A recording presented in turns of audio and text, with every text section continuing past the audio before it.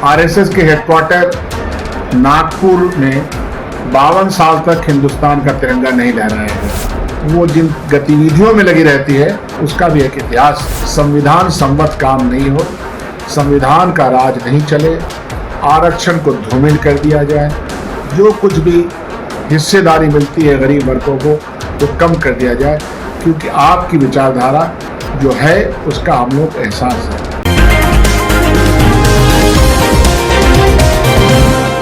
NBC 24 देख रहे हैं आप और मैं आप सबके साथ स्वीटी शर्मा। बिहार में हाल ही में नवगठित विभिन्न आयोगों में राष्ट्रीय जनतांत्रिक गठबंधन यानी एनडीए के बड़े नेताओं के दामादों को चेयरमैन, उपाध्यक्ष और सदस्य बनाए जाने को लेकर राज्य की राजनीति में भूचाल आ गया है।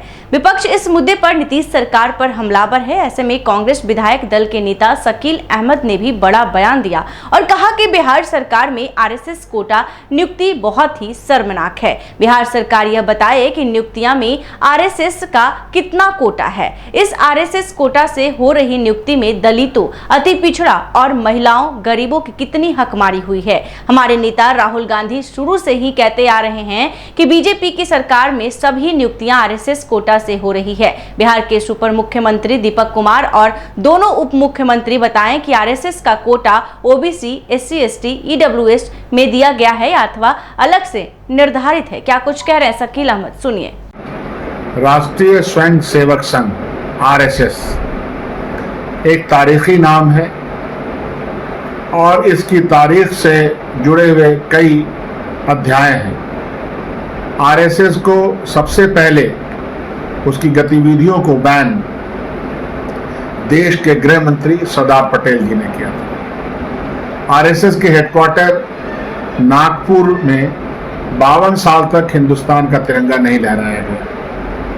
अपने आप को राष्ट्रवादी कहने वाली ये संस्था और इनके कारनामे सब लोगों को मालूम है। राष्ट्रीय स्वयंसेवक के लोग ये कहते हैं कि उनका राजनीतिक हस्तक्षेप से कोई मतलब नहीं है, चाहे वो कोई भी पॉलिटिकल पार्टी हो। लेकिन आज बिहार की मौजूदा सरकार के एक मंत्री ने यह बयान दिया है कि आरएसएस के द्वारा अपॉइंटमेंट किया गया है और यह अपॉइंटमेंट में मौजूदा सरकार की कोई गलती नहीं है, बल्कि रिकमेंडेशन चूंकि आरएसएस का था तो कर दिया गया, लाभ का पद दिया गया।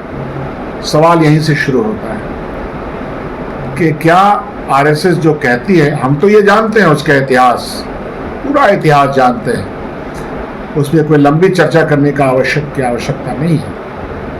वो जिन गतिविधियों में लगी रहती है उसका भी एक इतिहास है। लेकिन अब वो सीधे तौर पर सरकारी तंत्र के साथ सरकारी लाभ में लगी रहती है, अपॉइंटमेंट करती है, करवाती है, अपने लोगों को घुसाती है। यह जो विषय है अपने आप में बहुत ही गंभीर विषय है। या तो आरएसएस ये कहे कि हाँ हम हस्तक्षेप करते हैं, हाँ हमको लाभ का पद चाहिए, हाँ हम चाहते हैं कि भारत सरकार में और बिहार सरकार में हमारा सीधा हस्तक्षेप है, सीधा हाथ है। वो इससे इनकार भी करती है, तो हमारे यहाँ इसको हिपोक्रेसी बोलते हैं। हिपोक्रेसी मत कीजिए। आप सरकार में एंट्री ले रहे हैं, ले चुके हैं और आपकी गतिविधियां हमको मालूम है।